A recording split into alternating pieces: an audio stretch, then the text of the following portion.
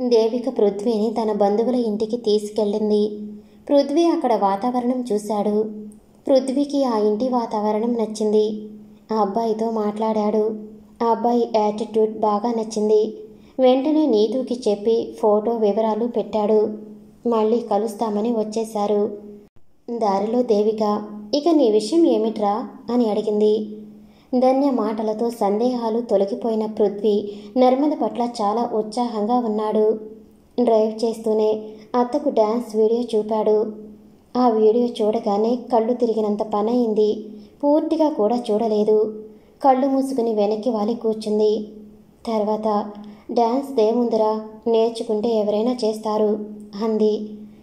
ఆహా, నువ్వు వెర్రి బాగులది అన్నావు కదా, అందుకని చూపాను. తను తెలుగు కూడా చాలా బాగా మాట్లాడుతుంది. ఏమో పృథ్వీ, ఆ అమ్మాయి నీకు సూట్ అవ్వదు.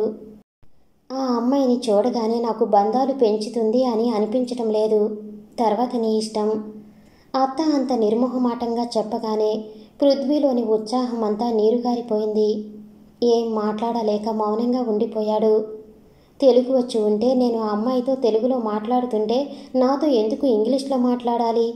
అంత అయిష్టంగా ఉన్న అమ్మాయితో నువ్వేం కాపురం చేస్తావు? అంత బలవంతంగా ఆ అమ్మాయిని ఎందుకు ఒప్పించాలి? నీకేం తక్కువ? నిన్ను చూస్తే ఎవరైనా ఇష్టపడతారు. నీ స్టేటస్ తెలుసు. అయినా దూరంగా ఎందుకు ఉంది? ఒక మగవాడు ఎందుకు అవసరం లేకపోయినా పదే పదే మాట్లాడుతున్నాడు? ఆ మాత్రం అర్థం చేసుకోలేని అమాయకురాలు కాదు ఈ కాలపు అమ్మాయిలు. ప్రేమలో నిర్బంధం ఉండకూడదు. అత్త మాటలు మనసులో బాగా నాటుకున్నాయి. అంతేకాక తన ఫ్రెండ్స్ ప్రేమ పెళ్ళిళ్ళు చూసిన పృథ్వీకి ఇక ముందుకు అడుగువేయ బుద్ధి కాలేదు. కానీ చాలా బాధ కలిగింది. డ్రైవింగ్ స్లో అయిపోయింది. అలజడిగా అనిపించింది. ఏం మాట్లాడలేదు. దేవిక గమనించింది. పృథ్వీలోని అలజడిని అర్థం చేసుకుంది. కానీ ఏం చేయలేకపోయింది. తన ప్రమేయం లేకుండా జరిగిన నింద తనపైకి వస్తుంది. కావాలని వలవేశాను అనుకుంటారు. ఇక నిందలు భరించే వయసు, ఓపిక తనకు లేదు. ఆ ఇంట్లో తన బిడ్డను ఇచ్చి వెళ్ళిన ప్రతిసారి తగ్గి ఉండవలసి వస్తుంది. ఇది సుతరాము ఇష్టం లేదు దేవికకు. ఇద్దరూ మౌనంగా ఉన్నారు. ఆ మౌనంలో భరించలేని విషాదం ఉంది. అత్త, పెద్దవాళ్లతో మాట్లాడి చేసుకోవచ్చా? ఆ గొంతు ఆశగా ఉంది. దేవికకు చాలా బాధ అనిపించింది. కానీ తప్పదు. ఆ అమ్మాయి ఇష్టపడింది. వాళ్ళ అమ్మా నాన్న మాత్రం ఏం ఇష్టపడతారు? కేవలం మీ ఆస్తిపాస్తులు చూసి ఇవ్వాల్సిందే. లేదంటే ఇంత వయసు తేడా వద్దు అంటారు. అన్నీ ఉండి నీకు అంత అవసరం ఉందా? మనసుని కాస్త కంట్రోల్ చేసుకో పృథ్వీ. నీకు మంచి భార్య వస్తుంది. నువ్వు సుఖంగా ఉంటావు. పెళ్ళి అనేది ఒకరోజు విషయం కాదు, గుర్తించుకో. తేడా వస్తే జీవితాంతం బాధపడాలి. ఆ ప్రభావం పిల్లలపై పడుతుంది. ఆ అత్త మాటలు పృథ్వీ మనసులో బాగా నాటుకున్నాయి. కానీ ఎందుకో కళ్ళు చెమ్మగిల్లాయి. ఇంతగా ఎప్పుడూ ఒకరి కోసం బాధపడింది లేదు. పృథ్వీ, నీకు కోపం వచ్చిందా? చచ్చా, లేదత్తా. నువ్వు ఒక్కటే నా గురించి ఆలోచిస్తావు. నీపైన నాకు కోపం ఎందుకు అన్నాడు. కానీ ఎక్కడో అసంతృప్తిగా ఉంది. మరి అలా ట్రై చేస్తున్నావేమి? ఆహా, ఏమీ లేదు. ఏమైంది? మనం ఎటు వెళ్తున్నామో చూడు. అప్పుడు గమనించాడు పృథ్వీ. గమ్యం దాటి వచ్చేశాడు. ఏం మాట్లాడలేకపోయాడు. జీర్ణించుకోలేకపోతున్నాడు పృథ్వీ. అప్పటికే మొహం నల్లబడిపోయింది. ధన్యతో మాట్లాడాక వచ్చిన ఉత్సాహం చచ్చిపోయింది. దేవిక పరిస్థితి అంతకు మించి ఏం లేదు. నీతు ఫోన్ చేస్తుంది. రింగ్ అవుతున్నా ఎత్తటం లేదు. పృథ్వీ, నువ్విలా ఉంటే నాకు బాధగా ఉంటుంది అంది భుజంపై చేయి వేస్తూ. లేదత్తా, ఆలోచిస్తున్నానంతే. నువ్వు బాగా ఆలోచిస్తావు. నిజంగానేనా? కోపం లేదుగా? నీపై నేనెందుకు? నా తల ఆగిపోయాడు. మిగిలినది దేవికకు అర్థమైంది. నీకిష్టం లేకపోతే నాకొద్దు అత్తా. నా ఇష్టం కాదు, నీకు తగదు. సరే, నీతో ఫోన్ చేస్తుంది. ఫోన్ చేసి మాట్లాడాడు.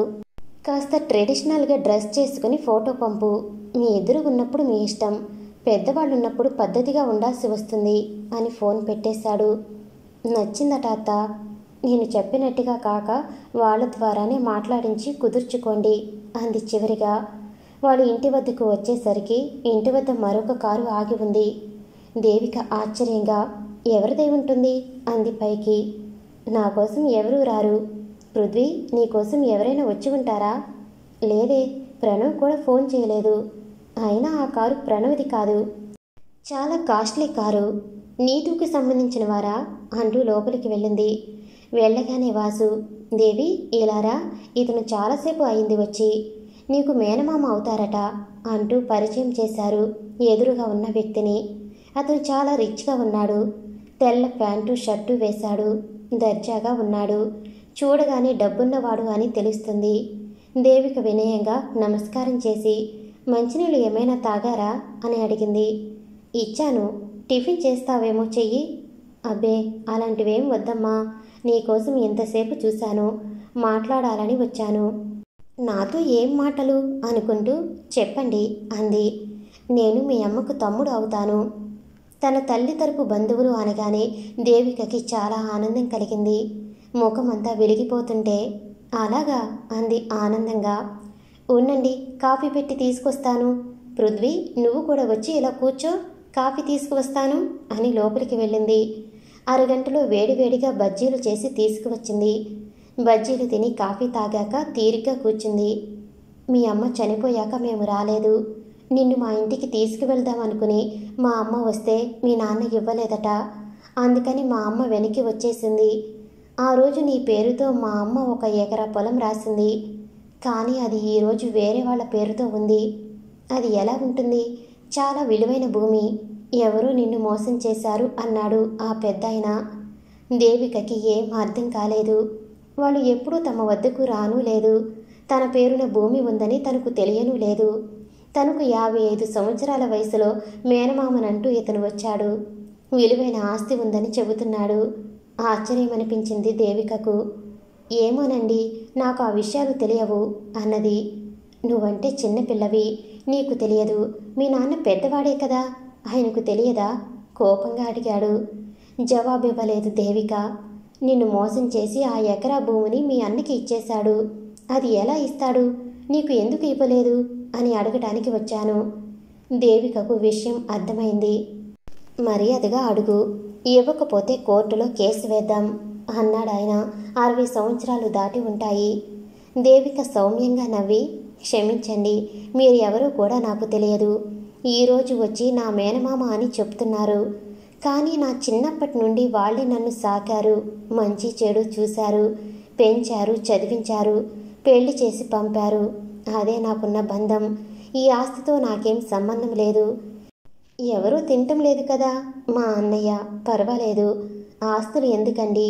ఆప్తులు లేకపోయినా నాకు మనుషులున్నారు, వాళ్లే కావాలి. ఆస్తి నాకొద్దు. నేనే మా అన్నకు రాసి ఇచ్చాను, ఖచ్చితంగా చెప్పింది దేవిక. తమాషా అనుకుంటున్నావేమో, కోట్లు విలువ అన్నాడు. పర్వాలేదు, దానికన్నా నాకు మా అన్న ఎక్కువ. ఈ విషయంగానే మీరు వచ్చినట్లయితే బయలుదేరవచ్చు. మమ్మల్ని విడదీయనవసరం లేదు. నీకేమైనా పిచ్చి పెట్టిందేమో. మా ఆడబిడ్డకిచ్చింది వేరే వాళ్లకు చెందితే ఒప్పుకోను అన్నాడు గట్టిగా. మా అమ్మకి ఇంకా ఎంత ఆస్తి రావాలో ఏమో అంది వెటకారంగా. ముందు ఇచ్చింది రాయించుకో, రావాల్సింది దాని వెనకే వస్తుంది. మేము ఆడబిడ్డ సొత్తు తినేవాళ్ళం కాదు అన్నాడు అరుస్తున్నట్టు. చెప్పాను కదా, నాకు ఆస్తి కన్నా మా అన్నయ్య ముఖ్యం. అంతేకాదు, ఆయన నాకు ఇవ్వాల్సింది వేరే రూపంలో ఇచ్చాడు అని 2 చేతులు జోడించింది. దానితో అతను లేచి వెళ్ళిపోయాడు కోపంగా. పృథ్వీ ఆశ్చర్యపోయాడు అత్త మనస్తత్వానికి.